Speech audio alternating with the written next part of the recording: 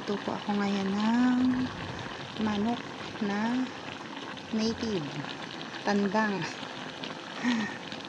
Ayan po, dahil walang mga ulam ang mga batuta, kinatay ang manok na alaga.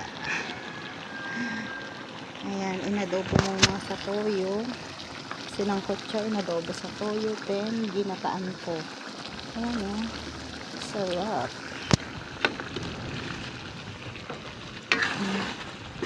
Kulong-kulo. Grabe.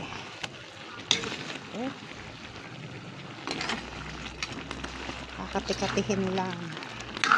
Paglalangis-langisin lang. Then, pwede na. Ay, wala palang lara. Walang sili. Hayai. Wala ay. Walang rekadong iba. Pero masarap yan. May paminta naman. Tsaka luya. Ayan. Sili at lara ang wala. Pero masarap yan. Ayan.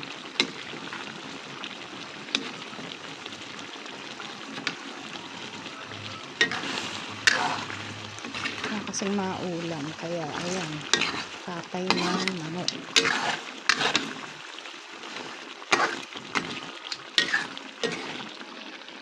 Ayan.